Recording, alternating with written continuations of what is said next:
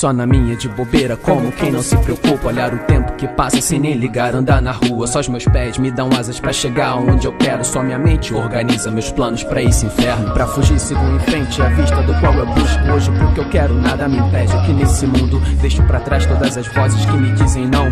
Meu dia tá traçado e não existe proibição. Viajar. Cada vez que el tiempo mata los segundos, una vida pasa delante de mí. Me sonríe, me traiciona y me atormenta, como si de lejos solo fuera a disparar.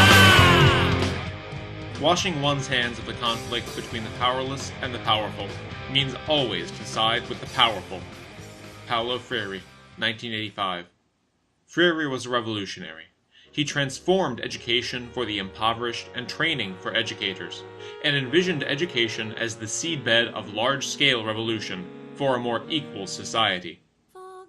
Freire's vision was shaped by his childhood in Brazil during the Great Depression, when he and his family lived in desperate poverty. He was too distracted by hunger to pay attention in school, and his province was so poor that violent bandits called cangaçal became folk heroes. He and his family were among the lucky few who struggled back up from the slums.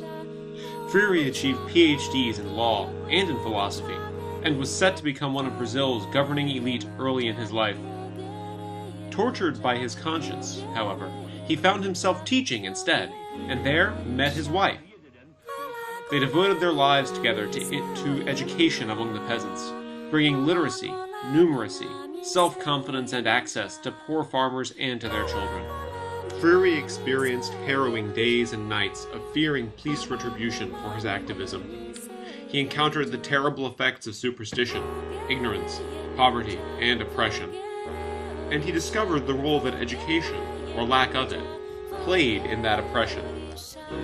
He decided that education itself was an ideological act, which crippled or empowered the people who received it. Freire called the standard oppressive methods of education the banking model. By seeing the teacher as a kind of depositor to the student's information bank, the students become passive, helpless, almost irrelevant. The teacher is assumed to be socially and intellectually superior to the student, to possess important knowledge which makes the student's own knowledge and experiences seem worthless.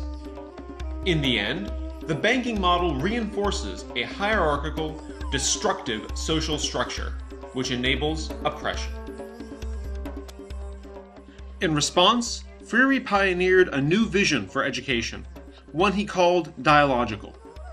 An equal dialogue, stemming from the student's life knowledge, and with teachers acting as guides and relationships, would make learning more to the student's benefit and less to the teachers. If students and teachers approached one another as enablers of growth, as social equals with similar goals, no one would be conditioned into hierarchy and mutual oppression. This kind of education would let people see their oppressive worlds clearly. It would let them emerge from what he called submersion in and identification with a crushing social system.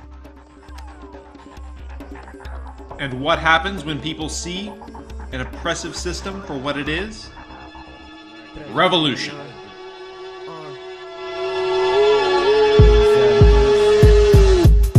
Pronto pro combate nesse dia previsível, meus planos feitos antes do momento decisivo. And revolution is ultimately what Freire wanted, believed was necessary. The oppression of the Third World and the self-destructive privilege of the First would collapse before a generation whose very model of education would teach them respect, dignity, and community. He called the final step of dialogical education in any subject conscientization. Its transformation from a subject of passive learning to a subject of conscious change. He believed that when education embraced his model, students would begin to apply their realizations and their education in a positive and effective way to changing the world around them to be more in line with their moral conscience. Freire pioneered many specific techniques we understand today that were resoundingly successful. The idea of a reading circle, the coded teaching tool, the model of praxis. But he wasn't just trying to change how we taught the poor, or the underprivileged, or reading. He was trying to change the circumstances of inward and outward oppression using education as the tool. That's why Freire called education a task for radicals, and not just any profession.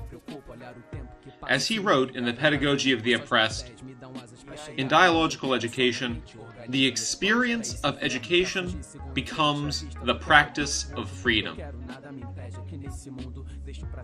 And now that we've introduced so many of Freire's techniques in form to our education, isn't it time we introduced their spirit to our classrooms as well?